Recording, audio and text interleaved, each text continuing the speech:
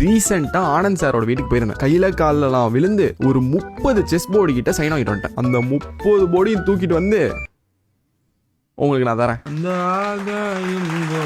உங்க ஊருக்கே வந்து அதுவும் ஃப்ரீ ஃப்ரீ ஃப்ரீ.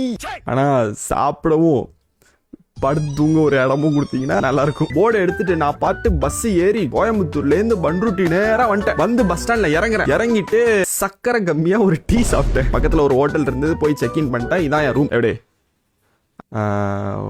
அதான் என் தொப்பி. இது எந்த இல்ல, எங்க அம்மாவோட தான் துணி பை தான்.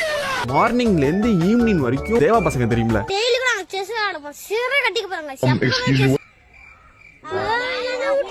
அவங்க வீட்டுக்கு போயிட்டு அவங்களோட அப்படியே செஸ் மேட்ச் எல்லாம் போட்டுட்டு விளையாண்டுகிட்டே இருக்காங்க. போர்டை பாக்குற கிங்க காணும். எங்கடா கிங் அப்படின்னு பார்த்தா வெட்டி வெளில வச்சுட்டு ஆடிட்டு இருக்கு. ஐயோ அப்படின்ட்டு அப்புறம் அண்டெல்லாம் போட்டுக்க ஆரம்பிச்சிட்டாங்க. அடிச்சுக்கிறாங்க டப்பு டும்முன்னு. இவங்களை விலைக்கு விடவே எனக்கு டைம் இல்லை. சரி நம்ம செஸ் இவங்களுக்கு செட் ஆகாது அப்படின்ட்டு கேரம் போர்டு எடுத்து வச்சு கேரம் போர்டு ஆடிட்டு இருந்தோம். ஜாலியா இருந்துச்சு. அப்புறம் அவங்க வீட்லயே சாப்பிட்டுட்டு பக்கத்துல ஒரு பார்க், நாங்களும் வண்டி எடுத்துட்டு பார்க்குக்கு போறோம். பார்க்ல போயிட்டு போர்ட்லாம் அரேஞ்ச் பண்ணி வச்சுட்டு உட்காந்துருக்கேன். ஒருத்தனும் வரல. என்னடா இது, என்னடா ஒருத்தன் கூடயாடா செஸ் விளையாட வர மாட்டீங்க அப்படின்ட்டு அப்படியே வெயிட் பண்ணி குட்டி குட்டி பசங்க எல்லாம் வந்து பாத்துட்டு போறாங்க. அப்படி யாரா அவன் தனியா உட்காந்து விளையாண்டுட்டு இருக்கான் அப்படின்னு. அப்பதான் கரெக்டா ஒருத்தர் என்ட்ரி போட்டாரு. என்ட்ரி போட்டு வந்தாரு, கை கொடுத்துட்டு அங்க விளையாட ஆரம்பிச்சிட்டோம். ஜாலியா அப்படியே விளையாண்டுகிட்டே இருக்கும் போதுதான் சொல்றாரு, அவரு பிசிக்ஸ் டீச்சரா. எனக்கு பிசிக்ஸ்னு ஒண்ணு இருக்கு தெரியும், ஆனா அப்படின்னா என்னன்னு தெரியாது. இந்த கிராவிட்டி, ஆப்பிள் விழுந்தது, அப்புறம் இந்த நியூட்டன்ஸ் லா, அதெல்லாம் எனக்கு கொஞ்சம் டவுட் இருந்தது. ஏன்னா அவர்கிட்ட கேட்டேன். அவர் ஒரு பெரிய எக்ஸ்பிளனேஷன் கொடுத்தாரு. எனக்கு ஒரு மண்ணு விலகல. அப்படியே ஷார்ப்பா